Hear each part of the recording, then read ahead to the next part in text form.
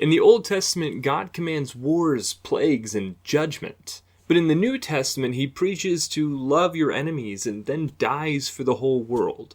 So what happened? Why are these two pictures of God so vastly different? Are there really two gods in the Bible, or is something else happening? Grace and peace to the seeker and the saint. I'm Joshua, a Jesus follower and truth seeker. Welcome back to The Truth Intention. Hey guys, we're going to get right back to this content, but I did have just a small thing to say. As editor Josh is realizing he had to trim down this video from like 20 minutes to 13, got something for you. Taking a video from 20 minutes to 13 is a lot, and that means that there's a lot of extra content that I really would love to share with you guys that is not going to be in this video. But I still want to make sure that it gets put out there, so if somebody wants to watch it, they can. That said, if you do end up liking this video and want to know more about the topic or see a longer version of the video, I am going to be releasing that uncut long version of the video on a Patreon.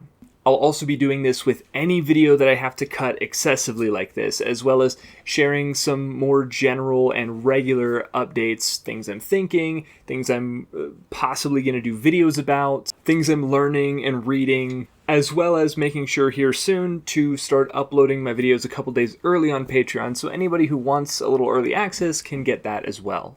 If you guys want to get in on any of this, or just be a part of the Patreon in general, that link is in the description. Back to the content. So here's the question. Why is God painted as so different from the Old Testament to the New Testament? In the Old Testament, we see a tribal deity full of wrath and calling for conquest. The one who tells us to stone the gays and the disobedient children, that women are the property of their fathers, brothers, or husbands, and seems to command genocide and destruction of entire cities. But the New Testament has Jesus preaching of the Father of all, universal forgiveness and radical love. We see the God who would rather die than kill, who says that we should forgive 70 times 7 times, and who prays that humanity would be so unified in God that the boundaries between ourselves, each other, and the Father get blurred. This tension between Old Testament God and the New Testament God has shaken countless Christians. It's pushed people away from the faith and caused others to say that the gods aren't even the same. But I want to offer a bit more nuanced approach. So let's look at the question, see all the varying and contradictory viewpoints throughout the Bible, and try to make sense of what's going on with God. Did he really change that drastically? Is this proof of two separate gods? Or does this larger story represent an evolving understanding of who God is? To answer this, we are going to go all the way back to the very beginning and see how God was portrayed from the beginning and onward, as uncomfortable as this is going to make us at points. And once we zoom out and see from the beginning to the end how God was portrayed, I think we're going to see a different story emerging. Not a stark change from Old Testament to New Testament, but something much more gradual and much more divine. And that's all going to start with God as the covenant maker. The first time we really see God after he creates the world and sets Adam and Eve in it, he appears as the maker of covenants, trying to repair the damage that Adam and Eve did in the garden. He makes his covenant first with Noah, then with Abram, then with Moses at Sinai. And this covenant making does result in the ultimate law giving there at Sinai, blessings for obedience, curses for disobedience. This showed Israel who they were as they exited Egyptian exile. Before anything else, with this newfound independence, they had to know who they were in reference to the God that they had allied themselves with. This covenant maker God gave them that. Seeing God as the covenant maker, and therefore also the lawbringer, gave a view of God that elevated justice and holiness and emphasized those things. And these covenants and laws were upheld by political, religious, and social structures as a means to worship and glorify God. But this same culture that had laws that were divinely appointed by the chief deities of each people also demanded something else of God at this time. And it's something that makes us all a little uncomfortable. The Israelites, freshly delivered out of Egypt, went out into the desert where they were bombarded with a new type of culture, not an empire, but a loosely organized set of tribes, each of which had their own supreme deity. In addition to bringing law, they were also warrior gods that would go into battle on behalf of their people and smite their enemies before them. Because the ancient world was incredibly polytheistic, each tribe acknowledged all of the other gods that the other tribes worshipped. They just wanted their god to be supreme, to be the king of all of the other gods. And how did they settle who was king?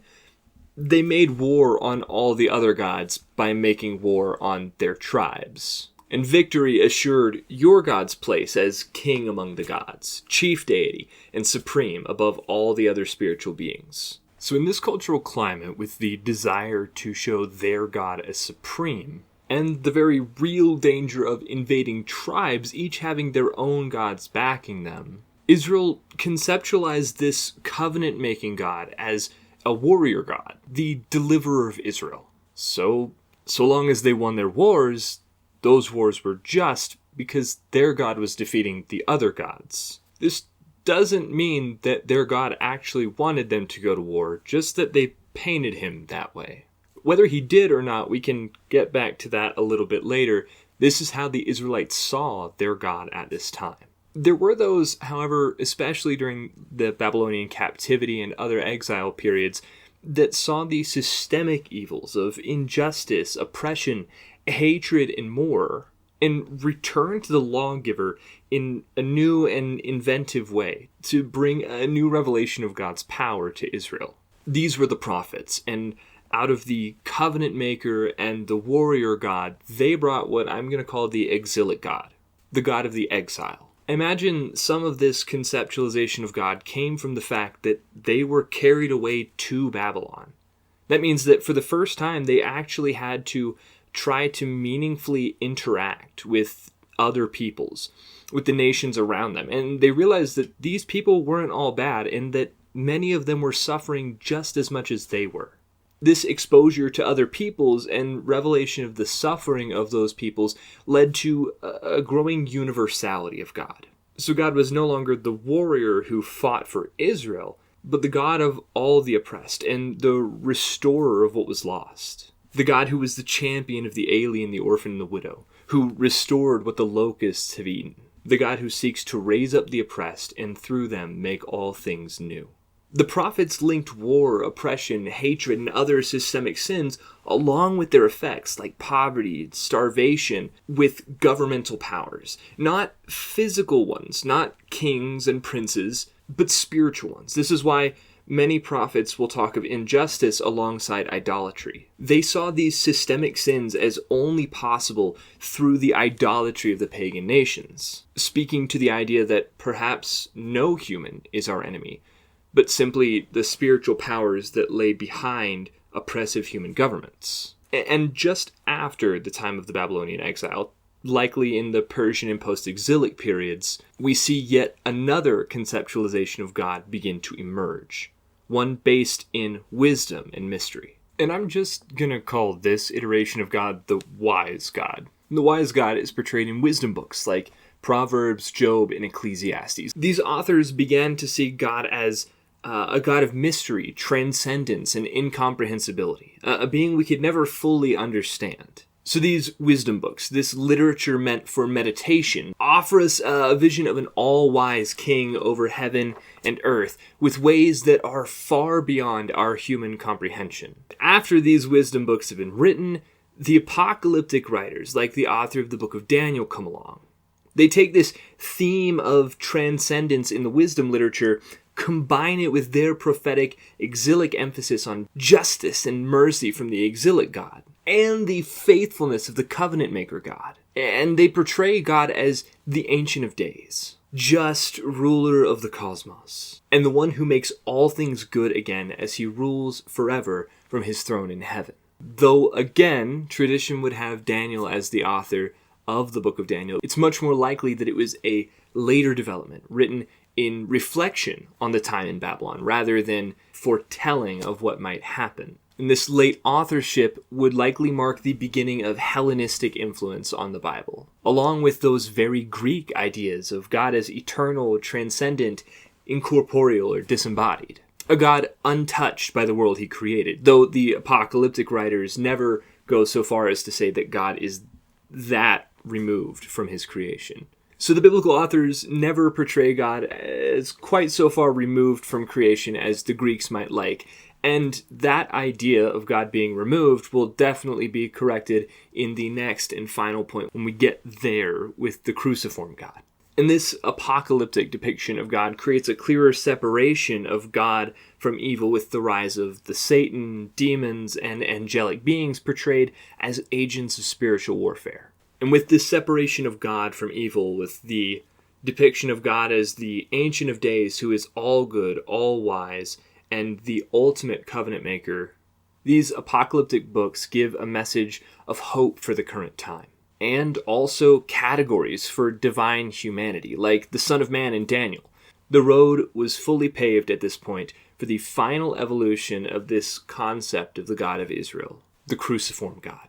Seeing God as the Ancient of Days, the wise and just ruler of the entire cosmos, is beautiful and it's good. But, as I was mentioning with the Greek ideas of God, it does begin to lose the personality and the humanity that God brings to his story. And so, we see God become a human, take on the flesh that he created to live among the people that he wants a relationship with. In this Cruciform God, we absolutely put an end to the idea that God is so withdrawn from creation that he cannot be touched by creation. We return to the covenant maker who wishes partnership with humanity and not only rulership over them. Finally, Jesus reframes God as the Father, merciful, self-giving, and a God who is love. He fulfills the covenants that God gave and opens them to the whole world.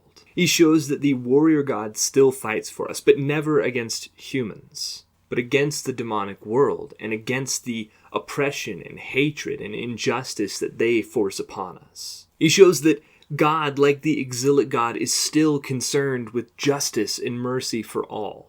He displays the divine wisdom that passes our understanding by using death as a means to victory. And he is set down at the right hand of the Father, enthroned as the fully divine Son of Man, who offers us hope in our time. It keeps the power, the mystery, the awe, but removes wrath and shame from the story. And then Jesus and the apostles reinterpret the Old Testament around the person of Jesus, so we have a new conceptualization of God that can actually be traced all the way back to the very beginning if you're reading carefully. The God who looks like Jesus, the Cruciform God. So what does this whole journey show us, and why does it matter? It shows us that the God of the Old Testament and the God of the New Testament are not different. They're not two separate gods. It is one God revealed through an evolving human understanding of who that God is. Look again at the progression. From a warrior God of a single tribe to the self-sacrificing universal redeemer of a world and a people who hated him. This is not the natural evolution of human religious thought. This is God gradually moving his story forward, bringing humanity closer to a fuller picture of himself, until he revealed himself ultimately in a single human form that brought together every string he'd been leaving in his word and tying it with a bow at the cross, and giving us the ultimate Cruciform God. Jesus then is the fullest revelation of God's nature. God looks like Jesus, self-giving love that restores Eden to us. The Bible doesn't hide this struggle. It simply preserves the many iterations of God that we've kind of come to know throughout history. That way we can join in that same journey from questioning through wrestling and into discovery. And if even our conceptualization of God's character evolved in the Bible, then what about one of the most controversial teachings of all time? Hell. I cover that in the next video, which you can find right here. 3 Christian views on hell your pastor never told you. I break down hell and show how each view evolved through scripture and church history up into the present. So go check it out. I'll see you there. Till then, go in peace, walk in truth, follow always the law of love.